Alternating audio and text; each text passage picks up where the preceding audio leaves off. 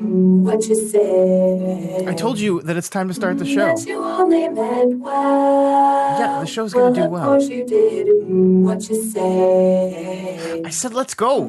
That it's all for the best. Yeah, it's probably gonna be like the best Of course it podcast. is. What you say? God, do I have to keep repeating That is myself? just what we need. You decided this. Hold up, I What thought we you both say? decided to do this.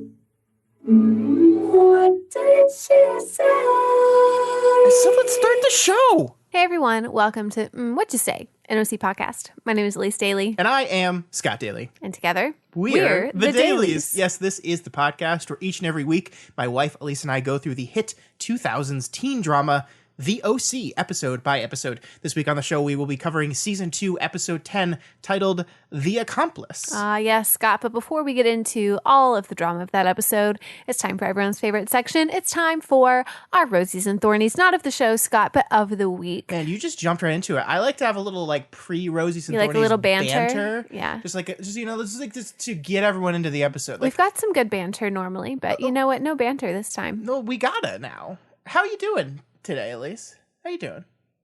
Doing okay, Scott. Just doing good. This is great banter. Just doing this great. Is great. You now know, you ask I me woke how up. I'm doing. I worked out, Okay. had some breakfast. Yeah. Watched some of the news Oh my before God. I just dove right on into working. Wow, what banter. Yeah, Amazing. it was great. How was your day, Scott? Oh, it was pretty good. Yeah. It's pretty good. What did you do today? I woke up. Yeah.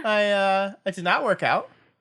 You did later, just not I in did the not morning. eat breakfast. No. I worked. You don't normally eat breakfast, I worked though. on some podcast stuff. You know what I learned? This whole breakfast is the most important meal of the day What? bullshit is big breakfast lobby like influencing. It's like Big Kellogg and General Mills trying to influence your mind. But whenever I make you eggs, it's you bullshit. always eat them. Yeah, I do, but it's bullshit. It's not real. It's not true. It's all made up. My whole life is a lie. I enjoy breakfast. It's my favorite meal of the day. I want to talk about Scott's marriage corner. I want to tell everyone a little bit about marriage. Here's something. We've never had a marriage corner. What's the marriage corner about? Here's something that people won't tell you. You know, I want you to just imagine the day. You're out shopping for a ring. You're so in love. You couldn't imagine spending your life with anybody else. Uh-huh. And then 3.5 years later, you're looking at your wife and you love her just as much as you did the day you decided to propose. Yeah. And you go up to her and you tell her you love her and you give her a kiss and she looks at you and she smiles. Tomorrow's our proposal anniversary. And then she goes, "Did you brush your teeth today?" That's marriage, folks. That's marriage right there. It is. It's helping each other out. No, it's I express my love to you and you insult my breath. You know what? Now you don't have to brush your teeth before you go to bed. So my teeth are nice and clean because I brushed them again for Elyse because she Thank you. embarrassed me. No, he brushed them for all of you. Well, no, they can't smell. There's not But smell-o-vision. I think they could have smelled it. Wow. I did brush my teeth this morning, folks. I brush my teeth every morning like a good human. But I was then attacked by my lovely wife of 3.5 years for, I guess, having a bad tasting mouth. That's love. That's marriage. Tomorrow is our 3.5-year anniversary. You're really missing the point of the marriage corner. Oh, what is it?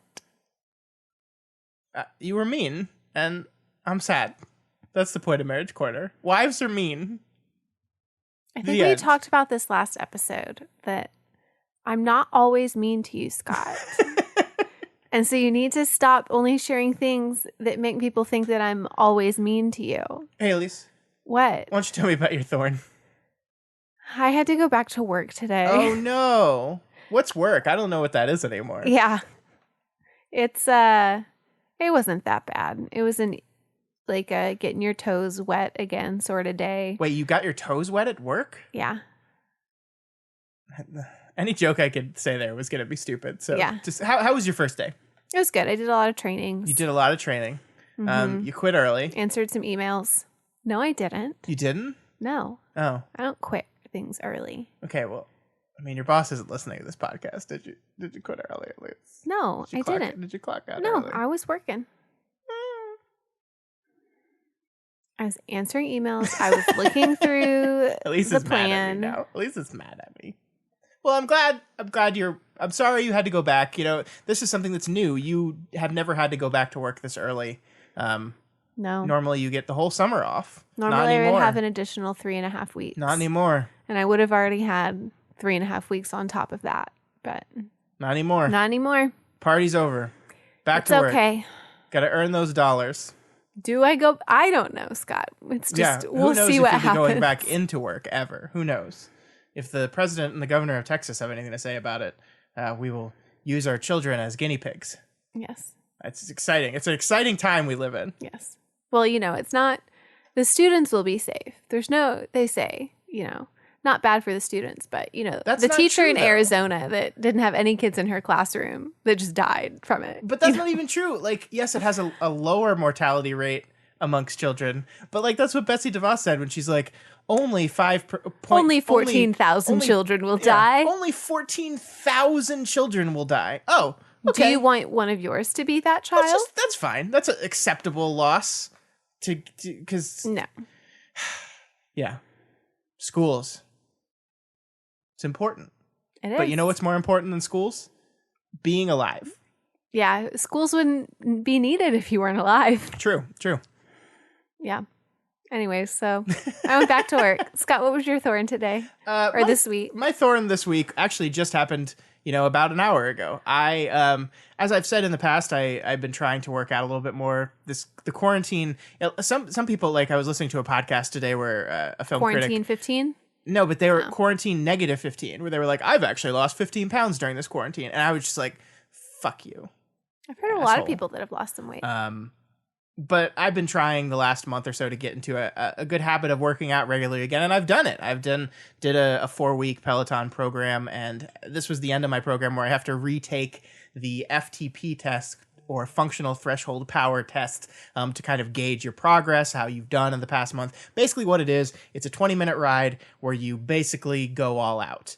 You're supposed to leave ride. Right, you're supposed to leave nothing in the tank. You are supposed to ride as hard as you can for 20 minutes, and if you finish the ride with anything left, then you've done it wrong. So it's exhausting. It is absolutely exhausting. And I did that about 2 hours ago, and oh man, Your tank is still empty. it's my legs are jelly. Elyse made me go with her to pick up food right afterwards, and I was not doing well. It's so hot in Texas right now. It's a heat index of 110 degrees out there right now. It's just ridiculous. It was hard. It was hard. But on the bright side, I improved. I noticeably improved, And which now? means the training is working. Not only are you going to have your Peloton, your cycling, you're going to incorporate some strength training too. Guys, here's my deal. I don't like lifting things.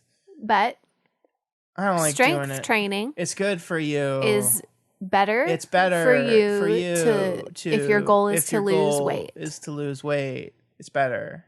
That's what all the experts tell me. It is. And by the experts, Science. I mean my wife, constantly telling me, You need to do strength training, Scott. look, if I wanted to There's lift Peloton strength training videos. a rock, it would be because there's something under that rock. You know what's under that rock? What? A fitter you. Well, that doesn't make any sense. I would be in a lot of pain. It's a heavy rock.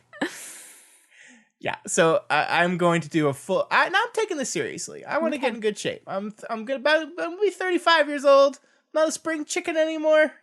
What is a spring chicken? Where does that come from? I don't know. Is it like are chickens in the spring like they hatch lively? more often? I guess and yeah. they're- It's a freshly born, young, happy chicken before we eat it. Yeah. Cool. I'd really like some eggs. What? I'd like some eggs for breakfast tomorrow, but Well, we don't have any. we don't have any. We don't have any. We're poor. We can't even afford eggs anymore. That's not why. Actually, the reason we don't have eggs is because we were gone all weekend. And why were we gone all weekend, Elyse? Because it was my birthday, and This is your rose. Yes, my rose. It was my birthday, so we took a little birthday trip. Scott and I had never been to Fredericksburg, so we took a little road trip. Now, Packed up the doggies. For those of our listeners that do not live in the north to central Texas, what is Fredericksburg? The Texas wine hill country. Yeah, Texas wine hill country. Texas. Is it both? Like I think it's wine country and hill country. Yeah. But I don't know if I've ever heard it called Texas Wine Hill Country. You've never heard it called Young A before either, but that's what I do. Well, I make up things and I make them famous. Hashtag Rosies and Thornies. would it be Wine Hill Country or Hill Wine Country? Isn't there like a correct order of adjectives? Like, there is. Because I was reading about Tolkien and like he got annoyed and was fascinated about the correct order of adjectives. Look, I'm going to say it's the Wine Hill Country. okay, sure. It's the Wine Hill Country. Yep. So we went to Fredericksburg. We rented an Airbnb. Yes, we took the puppies. Like a month and a half ago or something. The plan was to go to Napa. Yeah. And have a wonderful trip in the wineries and just drink until our hearts be merry. And then COVID happened. Uh-huh. And so we thought, you know what? It's probably best not to get on a plane. Uh-huh. So we thought, well, we'll just go to the Texas Wine Hill Country. And so we booked a place, and then a few weeks ago, Uh-huh. the governor decided anything that makes 51% of their profits from the sales of alcohol must be closed. Therefore, the wineries were closed, except for curbside and to go. To be clear here, I feel like the way you phrased that was that you were upset with the governor for shutting down bars.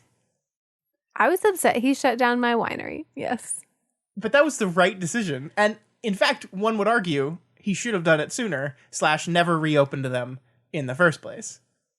He should have just never reopened it so I wouldn't have been disappointed. Yes. That would have been better Sure. for me.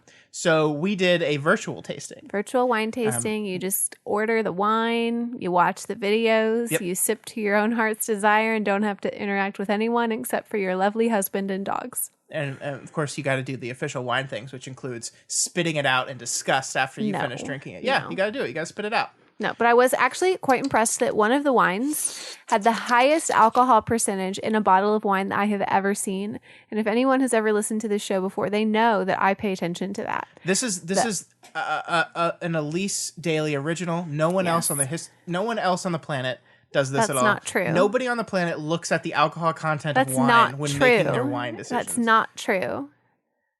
Find them. People that I work with do that too. No, I don't believe you. It's true. I don't believe you.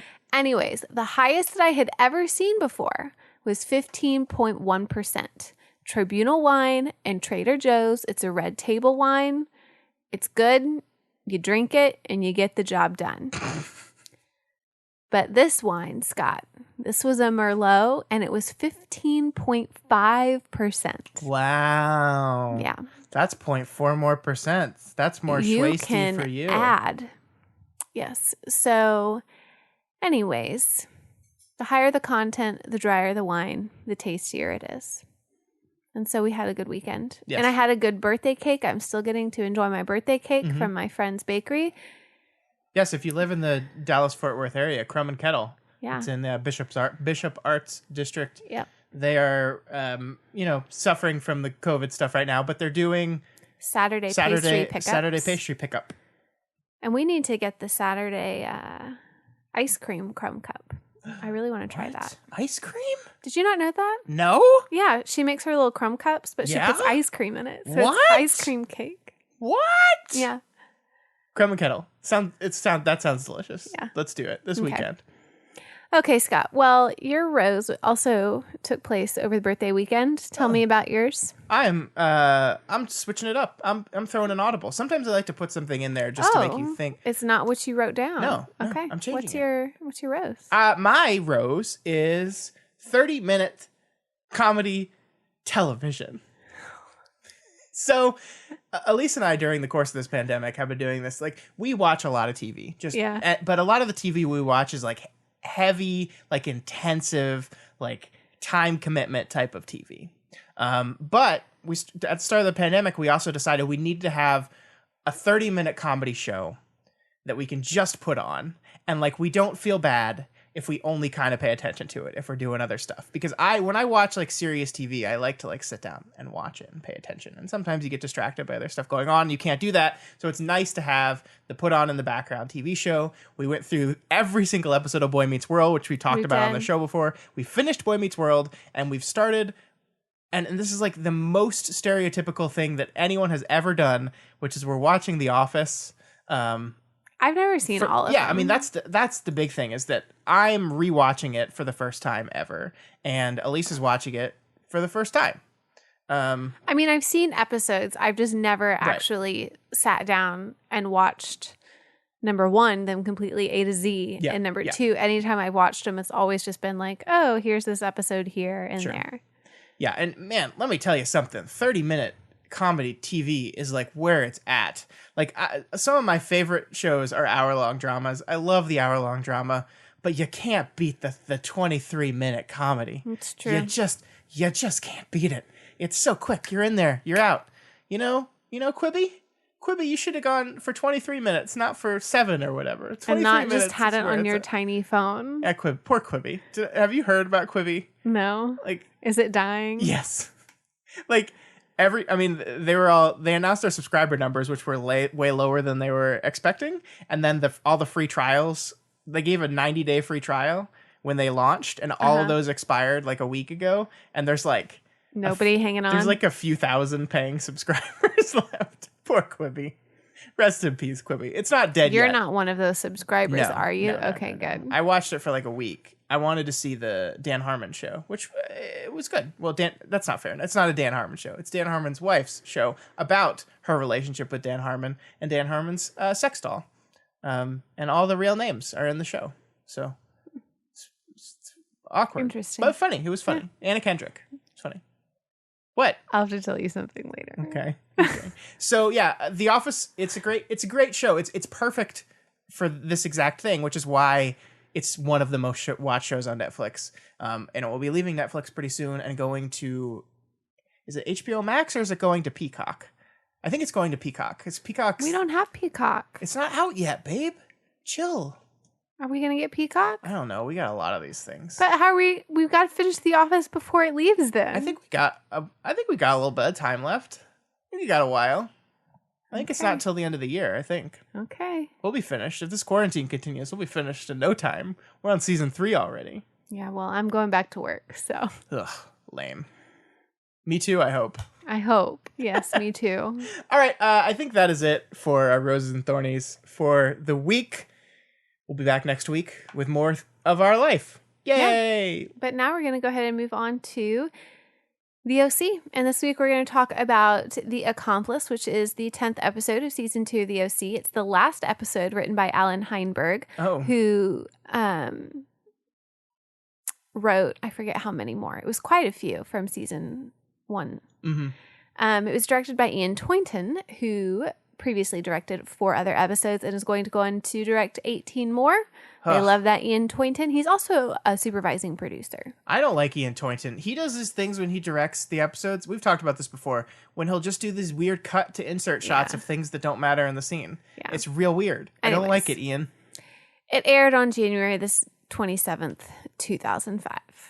On this week's episode, Marissa starts hanging out with Alex, which only makes her misbehave even more and stuff because Alex is bad news for Marissa. She is. What a bad girl. Mm-hmm. Also, Ryan attempts to reunite Lindsay with her father, and that goes about as well as you would expect. And Seth starts a comic book project, which is the most exciting thing I've ever seen in my entire life. Also, Sandy Cohen goes looking for the love of his life from his past, and his wife isn't too happy about it. At least there is a whole lot of plot in this episode. This is a plot-heavy episode. I think, as you kind of teed up last week, this is really the episode where we're going to introduce all of our big plot movements of at least the next few weeks. Yes.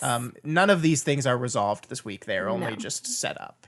So there's a stuffed episode. There's a whole lot here. And some of them are more interesting than others. Yes. But before we get into what we liked and what we didn't like, tell me what you thought about this episode. What were your overall thoughts?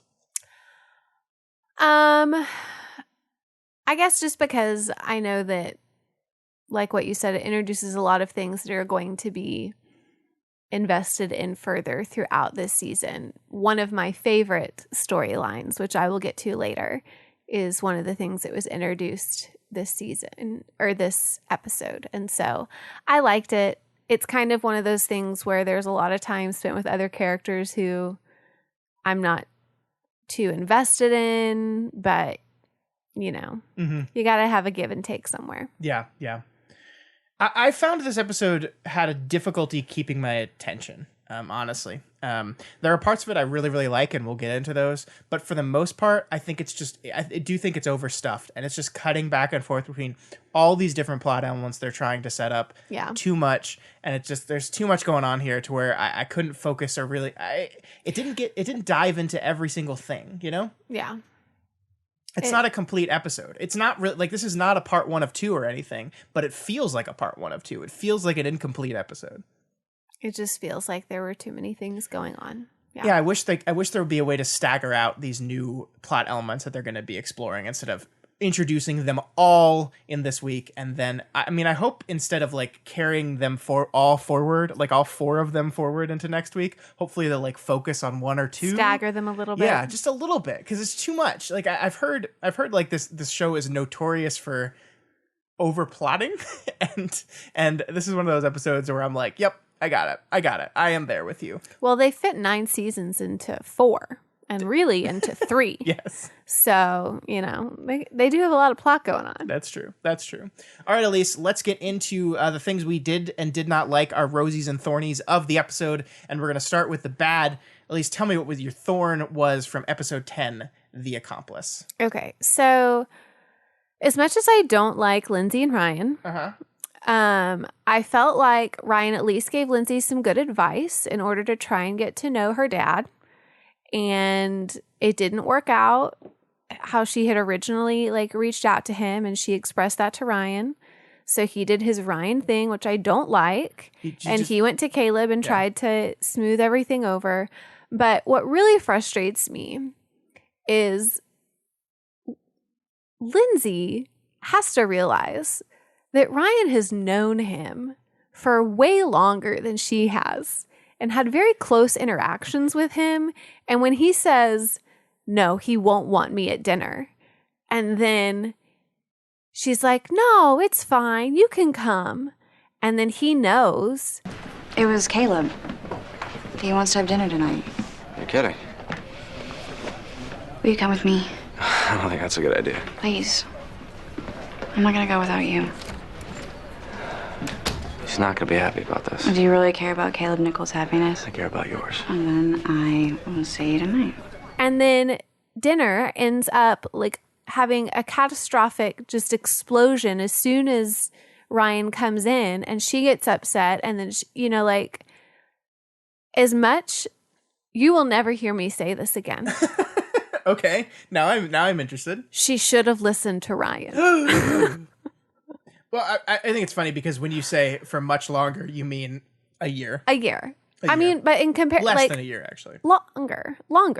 Yes, longer. Yeah. I mean, I think that's the most tragic thing about this episode is it seemed like, and maybe this is me projecting onto it, but it seemed like the dinner between Caleb and Lindsay was going okay. It would have gone okay before Ryan showed up. Yeah. And it's Ryan showing up that just took the thing and went, Yep. Thank you so much for calling this afternoon and suggesting dinner. It was long overdue. I meant to call you right after the holidays, but work has been all-consuming. Oh, yeah, I'm sure. I mean, I can imagine.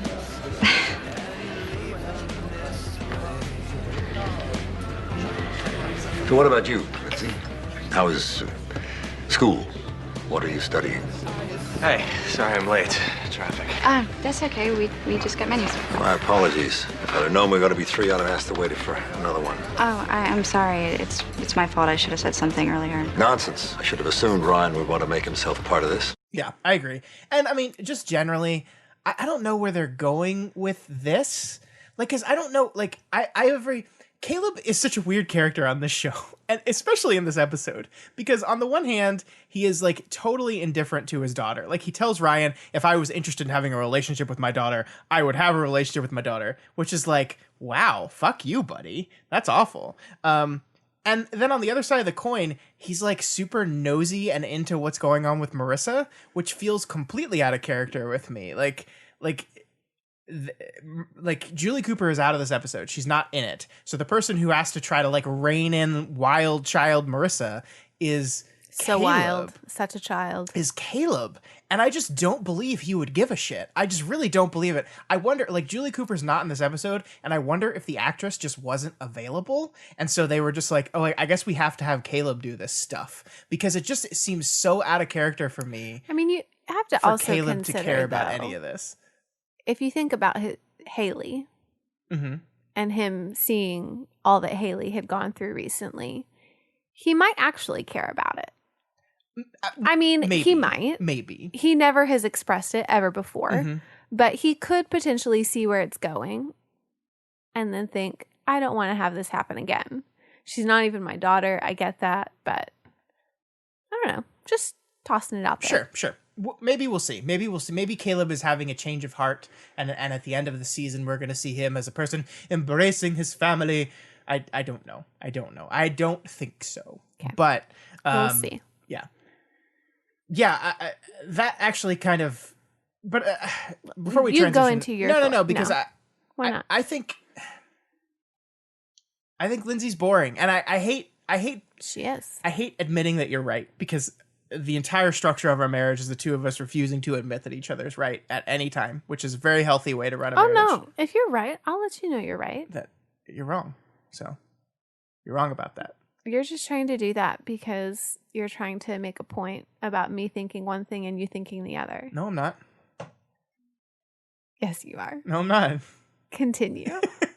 I find that it seems to me that what they have done with the Lindsay stuff in this season is, this feels overly harsh, the most boring version of what it could be. Like, there were moments in this season, like we talked about it, when we realized that Lindsay was Caleb's like love child from another relationship. I was like, holy shit, this is amazing. This is soap opera. This is drama. It's over the top and it's ridiculous. And now it's just kind of like, well, she wants to have a relationship with her dad, which of course she does. And it's just like, it's just boring. It's just not like, there's got to be a better way to do it. I hope they get there. I really hope they get there. This week's wasn't even really about Lindsay and Ryan's relationship, because I think they realized that there's no there in their relationship. I see this relationship ending soon. I do. And I think it's going to be about this stuff. It's going to be about this family stuff. Maybe she moves away. Making characters move away is a very popular thing to do in the show, and we're tired of them and they're not working anymore. Just get them the fuck out of there. Or pay him off. Pay him off, yeah. Yeah, DJ. He didn't take the money, though. Bet. He didn't take the money. Lindsay would take the money. Lindsay. From her father? Probably not. She would take the money because she'd use it for school. I guess so. All right, that's fine. But she's going to one of the best high schools in the country. She'd use it for college. But she's going to one of the best high schools in the country. Yeah. She'd still use it. So why would she leave the best high school in the country? I'm just explaining why she would take the money. Okay.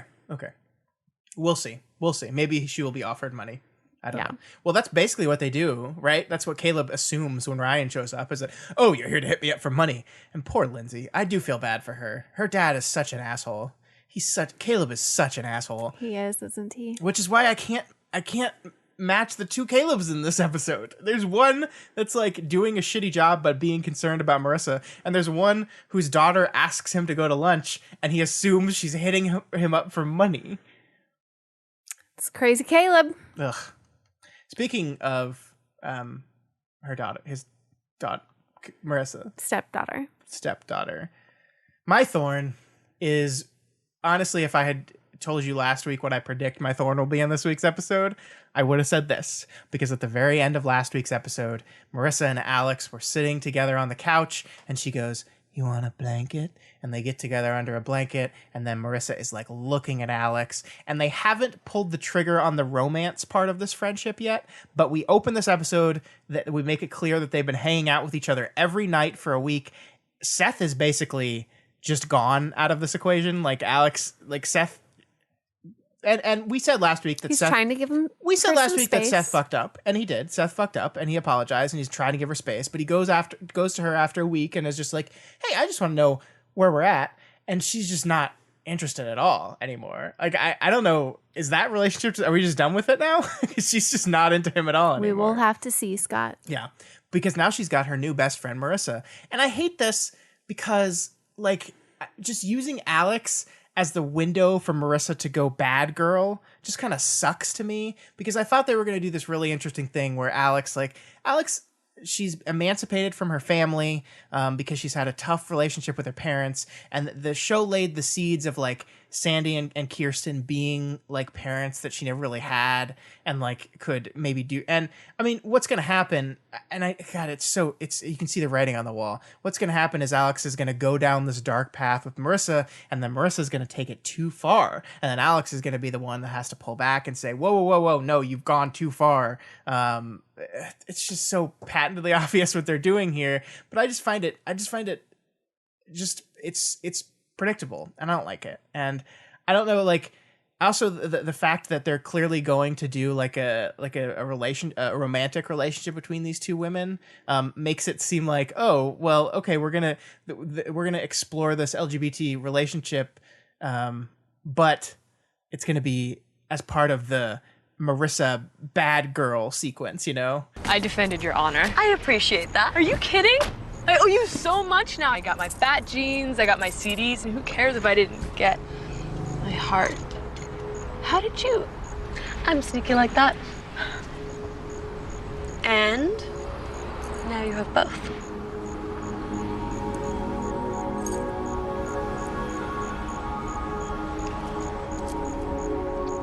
No. This one's yours.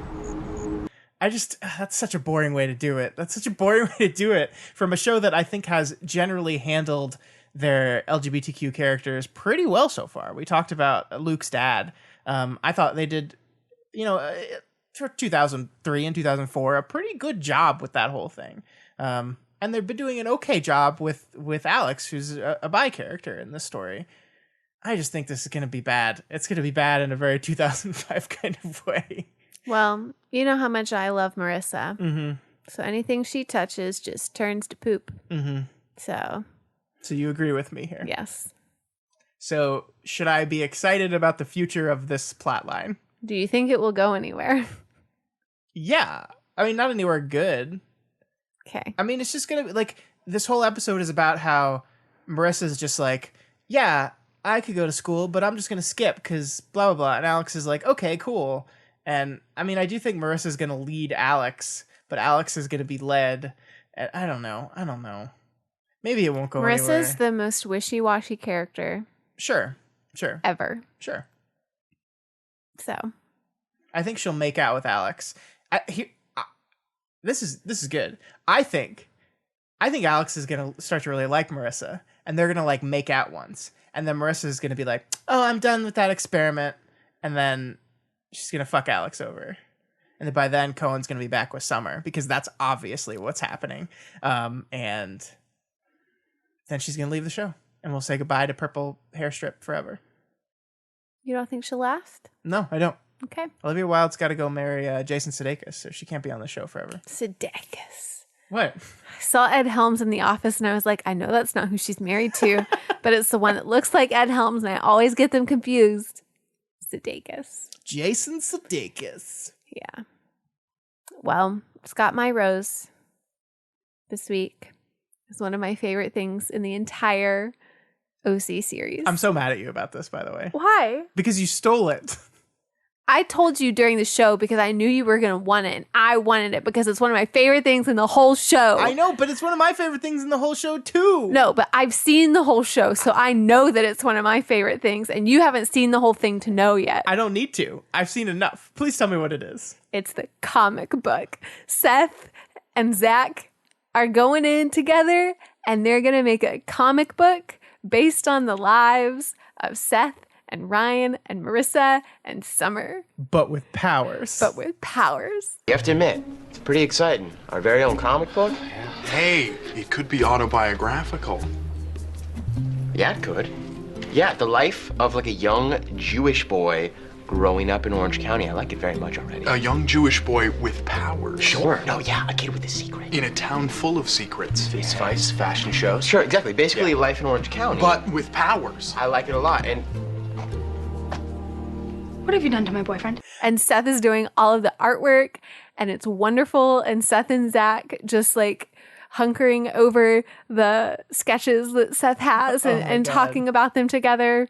It's and so then great. Summer coming in and seeing all the pictures. It's just like, it's the best. And as much of a love triangle that they have already been in, this is just like all of their personalities mixed together for greatness. Yeah, I mean, They play off of each other I well. love, and this is something the show hasn't done very much lately because it was kind of pitting Seth and Zach against each other. But now that Seth seems okay relatively with the Summer stuff, Seth and Zach get to be friends, and that's the best part of this episode is them just nerding out over this fucking comic.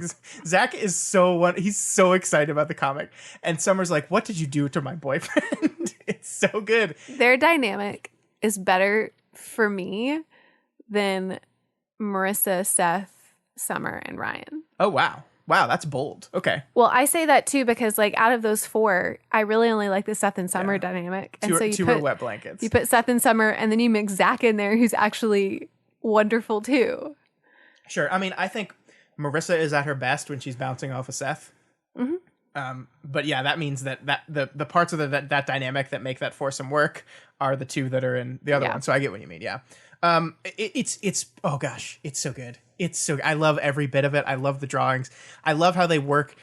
The thing that I love about it the most is that they're working the eventual reunion of Seth and Summer. We all knew it was going to happen eventually, but they're working it into the plot via this comic book because one of the things that happens is Seth has drawn all these pictures of what Summer as a superhero would look like. He did it over the summer, and he was going to show it to Zach, and Ryan's like, no, don't do that. So he puts it under his bed, and of course Summer accidentally finds it under his bed and steals it and keeps it, and she's touched and honored. The boobs are too big. The boobs are a little too she big. needs to get rid of the mask. Yeah, but then he shows her a fresh one with and the boobs he had already made the fixed. same changes. Yeah.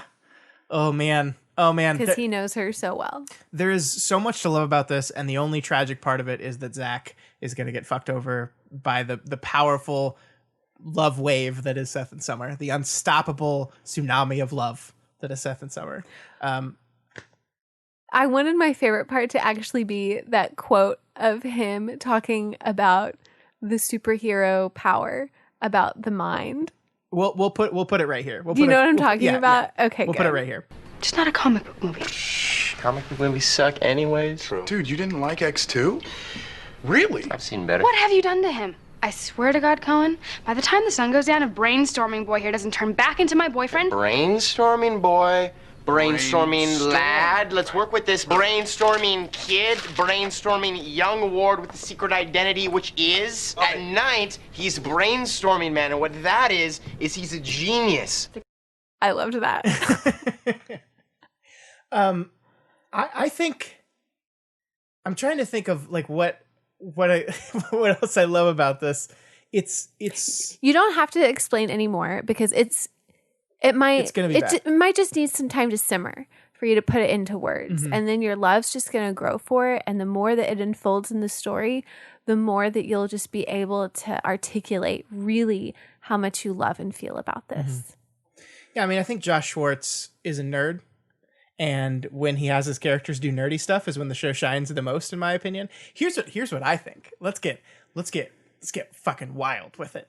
If they were to reboot the television show The OC in the year 2020, it would be this comic book. It would not just be rich teenagers living in the OC. It would be rich teenagers living in the OC with powers. It would be this comic book. I'm telling you, superhero shows are so in right now. It's a reboot true. of the show would be the comic book. And I'm going to say something. I'd You would watch love the it. shit out of that. I'd watch the shit out of it. It's like, it's so good. It's so good. I love it. What was your rose? Well, besides the comic book, which you stole from me. Rude. Anytime it's in a storyline, I'm just going to steal it right now. Fine. My favorite moment of the story is actually what was my least favorite moment of the story last week, which had to do with our adults. This is the Sandy Cohen plotline of this week's episode. Sandy Cohen is basically going out on his own. He's starting his own law firm, and he's looking for his own place, and he finds this surf shack right next to the beach, which his wife hates, but he loves because it's a dump, and that's vintage Sandy Cohen. But then he gets a call from his old mentor, and his old mentor says, I need your help to find someone. To find who? Rebecca. Dun, dun, dun. Who's Rebecca, Scott? Rebecca is apparently a character I don't think the show has ever talked about before. No. Is Sandy's old love, the love of Sandy's life in his before time. They were engaged. Before Kirsten. Yes, they were engaged, apparently. They were. And then she set a nuclear plant on fire and murdered someone accidentally. She's an activist. Yeah, she's an activist, and she set a plant, he's an activist too. Yes, but she really takes action. Yeah. And so she fled the country. And so now her father, who is also Sandy's mentor, has come to him because he's dying and he wants to see his daughter one last time. And so Sandy goes on a quest to find Rebecca. Hold up. What? Completely unrelated to the show. Okay. One of the districts in Texas today, on their tweet, they were advertising if teachers need help writing their wills before they go back to school. Oh my God. I think it might be a service that maybe they do every year, like estate planning, will writing, trusts, but it's just really poor timing. It is very poor timing. I'm sorry. Continue. That's all right. One of my favorite things about Rebecca is that her name is Rebecca Bloom. And this really threw me for a number because one of my favorite television shows of all time is a show called Crazy Ex-Girlfriend. The main character on that show is a woman called Rebecca Bunch, but she is played by a woman called Rachel Bloom. And so those two names together, just marrying the two. Those two names together were just it was throwing me off the whole time, and I couldn't focus. Because you were expecting for Rachel Bloom I thought to it was come going to be through Rachel the door. Bloom. The door was going to open. Bam, Rachel Bloom, much younger because 15 years ago she would have been a child. Yeah. But I think this is a really cool storyline, and the reason I think this is a really cool storyline because basically Kirsten is not happy about this because Kirsten knows how Sandy feels about this woman, and Sandy at first learns that she's dead. And presumed dead. Yeah, yes. presumed dead. And then he calls an old friend. Because Denny. Yeah. He calls an old friend in Canada. He says, absolutely dead. But then the end of the episode is his mentor, her father, shows up at his new shack office. And who does he have with him but Rebecca Bloom. Sandy's long lost love. Rebecca Bloom. You think he's going to tell Kiki? I don't know. That's why I love it, because we were talking last week about how we feel like the show had kind of stalled with the whole Sandy and Kirsten of it all, that it just didn't know what to do. And it seemed like everything, all 9 episodes of the show of the season have basically been Sandy is a perfect angel and Kirsten is a meanie poo-poo head. Yes. And it's Kirsten apologizing to Sandy, and it's just been one note and boring. And then suddenly we have an old lover come back into the picture, someone that Sandy has probably never gotten over, because it's not like they fell out of love. It's that she fled the country and has never seen him since.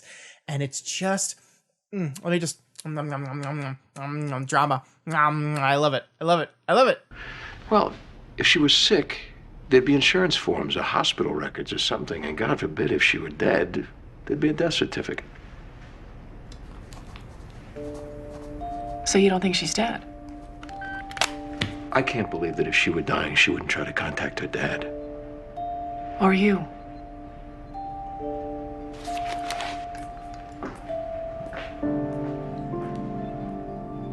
I'm so glad, because I'm an old man and I like to pay attention to the adult characters more sometimes, and I haven't gotten to because the adult character storylines have been so bleh in this season, and I'm excited about it. Well, good. I'm glad you're excited about it.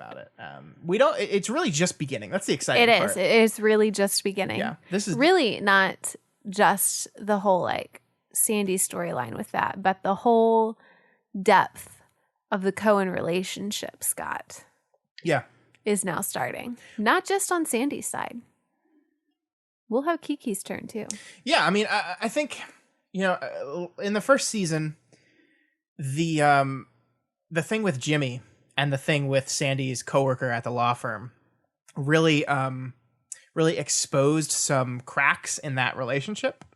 And I don't know if they ever really repaired those cracks or just the problem element went away temporarily and so the marriage is good again. So it's going to be interesting to see the ways in which have those cracks healed? Have they not? Have they fixed them? Or what new strain is going to be put on the marriage and what will that do? That's exciting television and I love to watch it. It's not super complex, but it's interesting and I like it. So that was my favorite moment of the episode, besides, of course, the comic book.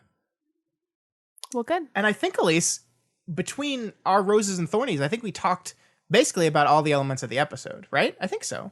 I think so. So let's move on to your favorite part of the show, which is... Come on, Scott. Tell me about the style in the OC. Hey, hey, hey. Come on, Scott.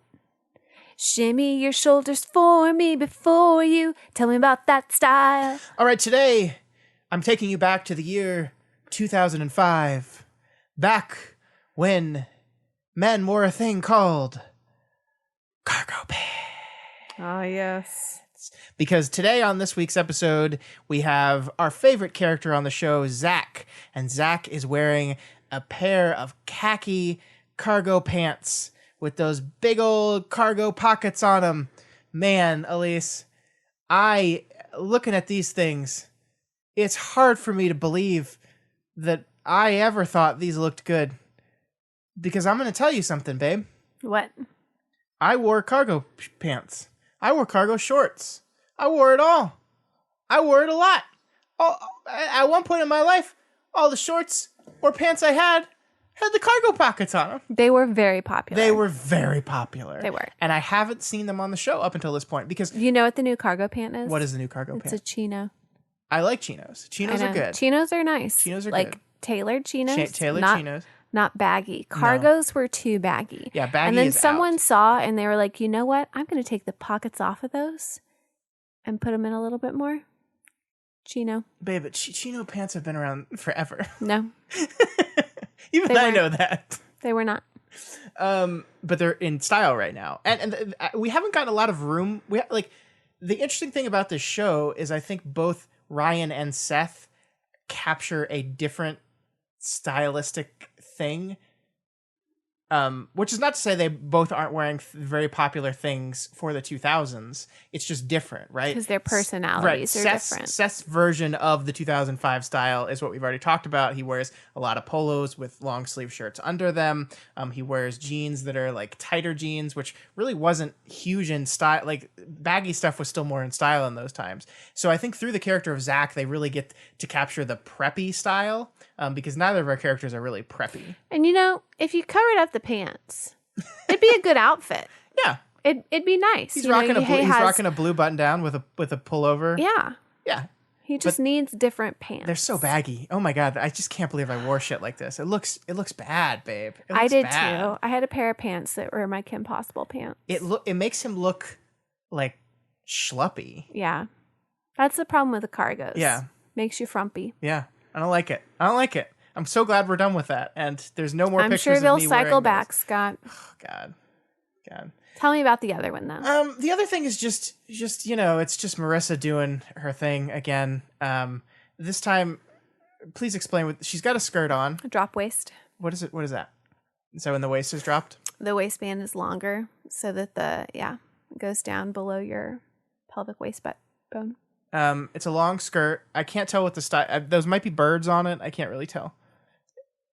It's nothing as near as crazy as she was wearing last week, except she's wearing a sports coat now with like buttons on the lapel, like 5 or 6 like buttons. Like I would just call it a blazer, like a female blazer. It's the same thing. Okay, I didn't know that.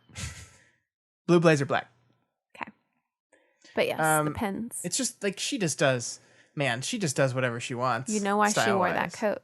because it's cool. She thinks it's edgier. She's hanging out with Alex. Exactly. Yeah, I mean, I was trying to watch this. I went through this episode after to like see how her outfit changes throughout the course of the episode to see if she's like trying to dress more like Alex, and she's not.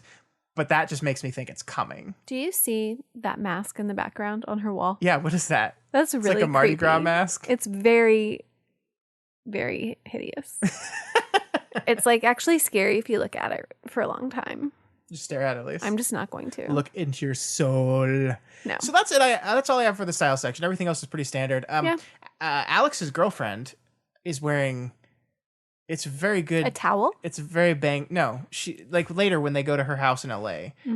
She's like got short skirt with. It's a very summer outfit. She's got like a short skirt with high waist or high boots. I don't think they're thigh highs, but they're high. They're like knee high boots. She's good looking. She's good looking. She's pretty. Yeah, I don't know why Alex wants to break up with her so much. I don't get it. I don't know. But that's really it. Cargo pants was the main thing I wanted to talk about. Think of all the things he could fit in those pants, Scott. Oh, he could so much cargo. Wallet, phone. Do you remember Carpenter Pants? No. Carpenter Pants were very popular as well. And those are just like a looser chino, except they have the loop to put a hammer. Oh, no, I do remember those. What was our problem? I never put a hammer in those pants once. I didn't know they were called Carpenter Pants. Uh-huh. Would you believe it if I told you I had some of those? Yeah, everybody that had did. a thin ribbon stripe down the side? Oh, mine were just khaki. Oh. Put a hammer in them. Mine were some... And then they made jeans. They made Carpenter jeans as well. Mine were jeans. I had khakis and jeans. I had both. God, styles. My friend Michael still rocks the cargo He pants. does. He loves them. He's like, there's so many pockets. There's so much room for things. Oh, Michael. We like you, Michael. Gotta love him. All right, Elyse, let's move on to relationship status. Okay, we're going to start with Sandy and Kirsten. Last week, they were at an 8 out of 10. Oh, I forgot to put a number for them. You did. It's going to be a curve. So this week, Sandy and Kirsten last week, Sandy and Kirsten prioritized their marriage above their career. And this week, Sandy's old professor reaches out to Sandy for help. So now we have kind of Sandy in a career crisis where how is he going to prioritize the relationship you see? We learn that Sandy had a previous love of his life, Rebecca, who was presumed dead. Mm-hmm. Kirsten questioned whether Sandy should even help find her, and Sandy insisted that it was ages ago. Rebecca ends up showing up at the end of this episode, and we wonder if it could be problematic for Sandy and Kirsten. I think we're going to move them down to a 7 out of 10. Okay. That feels because fair. I think because Kirsten brought up the wasn't this the love of your life sort of thing, it shows some insecurities that she has in the relationship. Yeah. So we're going to do 7 out of 10. So I'm going to need you to put that in there. That way I don't forget that for last week. Yeah, I think that's fair because the shoes have not started to drop yet on this one, but we can if we look high enough up in the air, we can see that shoe. We can see it. It's just, are you going to take cover? It's just floating up there. Yeah, I mean, I think that one of the things these things can do is expose other wounds, which is like as soon as Kirsten starts attacking Sandy about his previous love, then Sandy's going to hit back with, Jimmy. What about Jimmy Cooper? Huh? What about Jimmy Cooper? So, yeah, it's going to be bad. It is going to be bad. I hope these two kids can survive it. We'll see. Tell me about Julie and Caleb. Well, last week we gave Julie Cooper and Caleb Nickel a 2 out of 10.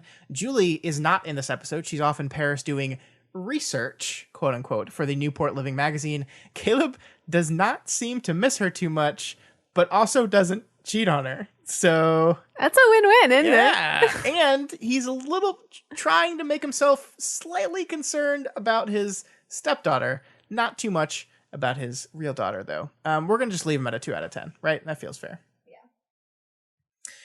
All right, Elyse, tell me about Zack Attack and Summer Lovin'. So last week, Zach and Summer were at a 6 out of 10. Zach grows more invested in the comic book venture with Seth throughout this episode and forgets/neglects Summer when they are supposed to meet up a couple different times.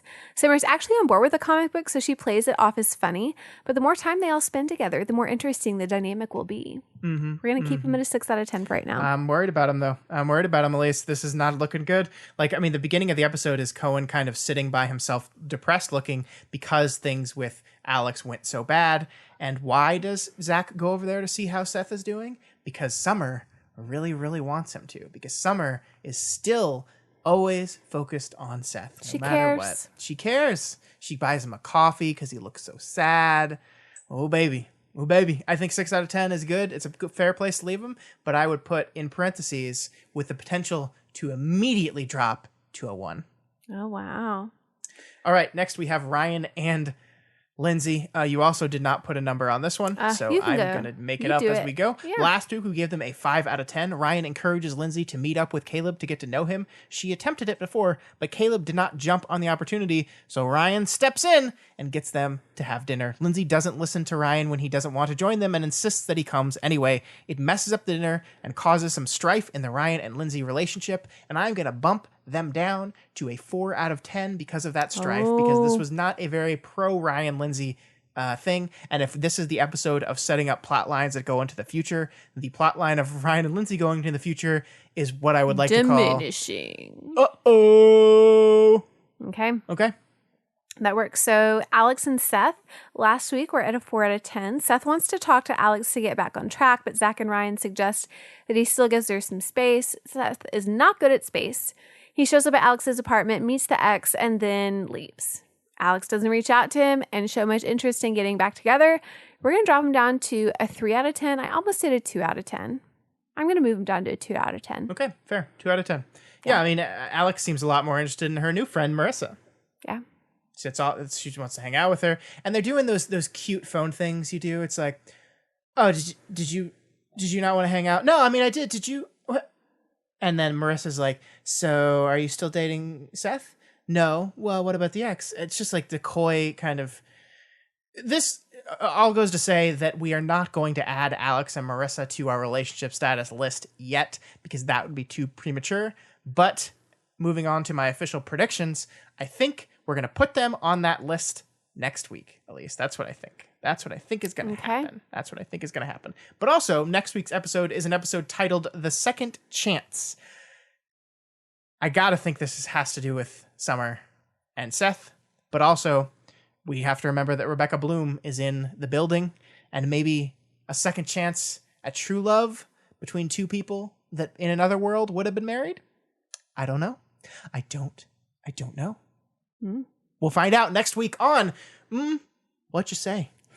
Whatcha Say? When is that going to come? Is that this season or is it next season? It's this season, I think. Ooh, we got 14 more it's this episodes season. until the big episode. That needs to be a big special episode, Elyse. Oh, we got to go big with that one. It will. That is all we have time for you this week. If you like this podcast, you can check it and all of the other shows we do on the Doof Media Podcasting Network over at our website, doofmedia.com. You can also consider donating to our Patreon over at patreon.com/doofmedia. And if you want to, you can get lots of cool prizes. Prizes? Prizes? They're not really prizes. You didn't even tell about all the other shows. They're perks. Perks. Yeah. Whatever. Tons of cool perks. You can donate as little as $1, and you get some cool stuff. $5 cool stuff. $10 cool stuff. Just for the price of a virtual wine tasting, you could be a member of the Doof Media Network and get a bunch of cool prizes. And you know what? We understand Now you that made me not say everybody... prizes. They're not prizes. You don't win anything. Yes, you do. You get to be part of Doof Media. Woohoo!